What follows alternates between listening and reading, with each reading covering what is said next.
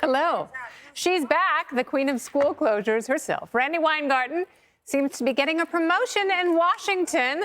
Biden's Homeland Security Secretary announcing that the left-wing teachers union boss will be one of the new members of a DHS academic council. The group will provide, quote, strategic and actionable recommendations to the secretary on campus safety and security, improved coordination, research priorities, hiring, and more. That sounds great. I think she'd fit right in with the other lockdown-happy bureaucrats. Some lawmakers aren't too thrilled with her new gig. Florida Senator Rick Scott tweeting, quote, Randi Weingarten is the last person who should be advising anyone on school safety, end quote.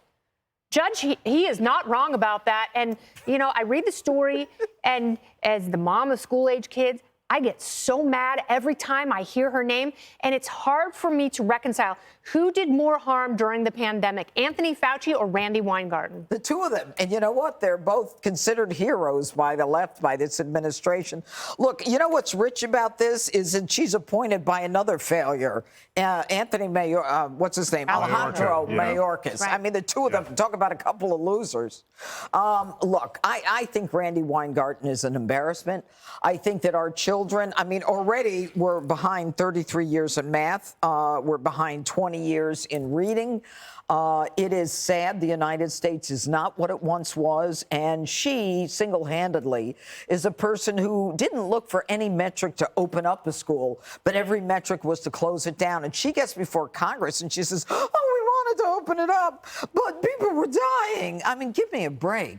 The Catholic schools were open, the Lutheran schools were open, the charter schools were open, the kids were studying quantum physics in China, and in Russia they were studying whatever they needed to study. This woman has done more to damage this generation of children. And you know what? I'm going to cap it off with this. She's been to Ukraine 3 times. The first time she said she went there to compare the education system to the United States. Meanwhile, every school building had been totally bombed, and the kids were hiding underneath in security places. And then she keeps going. What is she doing in Ukraine? Why does she keep going to Ukraine? She's been there 3 times. You connect the dots. She's a double agent, Jessica, clearly. The only thing she and Alejandro Mayorkas should be discussing is their permanent retirement, both of them. They both should resign in disgrace. And the fact that they are becoming this perfect storm of statism, they are both so anti-school choice, it's immoral. I won't stand for it, Jessica. Will you sit for it, While you're sitting down. I have to. I have no choice. So I don't think that the left likes Randi Weingarten as much. Really? Yeah, I do. I think that she's obviously a big figurehead. She's the head of a huge union.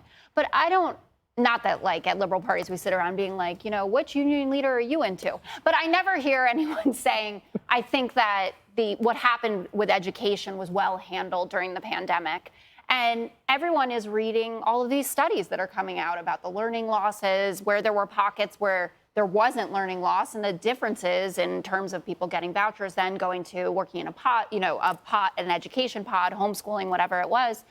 And so I don't think that she's someone, I don't think there's like polling necessarily out there on her popularity, but I wouldn't put her up there as a cultural icon of the left at this point. I will say, though, in terms of keeping the schools open, and I think that they ignored a lot of evidence about how this disease was affecting children and the stuff with, you know, we have to get the desks 6 feet apart and all of that. She did have thousands of teachers to deal with. This wasn't as if she woke up and said, I don't want schools open. She had to deal with the people who are members of her union saying, I won't go to work. But, and you know, to that point, Will, she could have said, get your heinies back to school, because it was a lot of her membership that, you know, they were saying, well, I care for a immunocompromised person, therefore I shouldn't have to be in school. So if teachers weren't in school, guess who else wasn't in school? Kids. And if they were doing Zoom in a room. Yeah, well, to that point, she doesn't represent America's school children.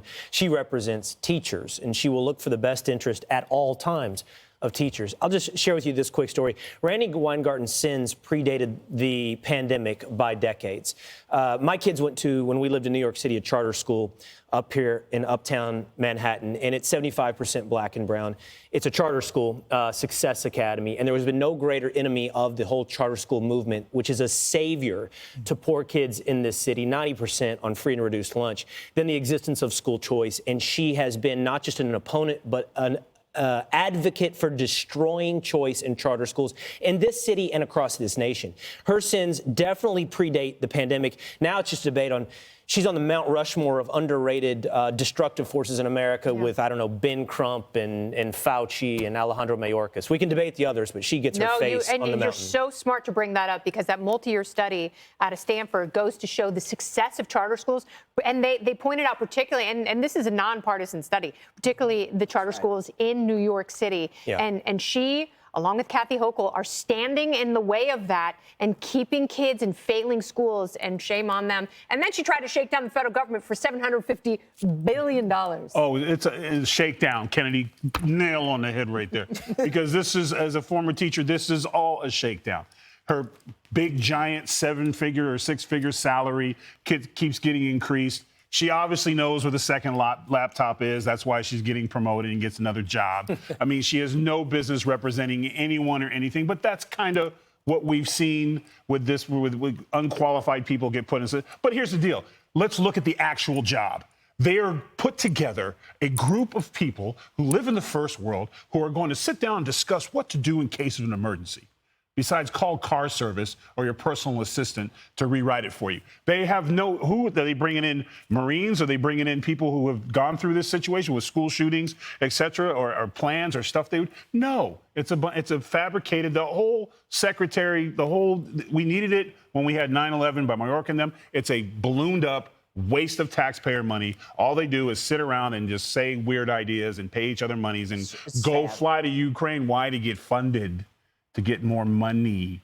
So that's what it's all about, at the expense of teachers and children. Can I add something really quickly? So the governor of Pennsylvania, Josh Shapiro, was on America's Newsroom this morning, and obviously big win that they rebuilt I-95 in 2 weeks. Absolutely incredible. But he is supporting school choice in Pennsylvania. He's smart, because that's what voters want, and that's what a Democrat want. and Some Democrats I know, have. but this is big to get a governor on the record just saying it's what I believe. And I think that will have a big ripple effect through the party, because he's... So they finally figured out they should do what the parents want. well, it's not... It's a winning issue for any party, particularly one where parents are voting. Coming up, Battle of the Billionaires. Mark Zuckerberg is going to fight Elon Musk. The fastest is up next. Stay with us. Hi, everyone. I'm Brian Kilmeade. I want you to do me a favor. I want you to click to subscribe to the Fox News YouTube page. This is the only way that I know for sure that you're not going to miss any great commentary, any great news bites, any great interviews coming your way on Fox. You can get it all here on YouTube. So subscribe right now.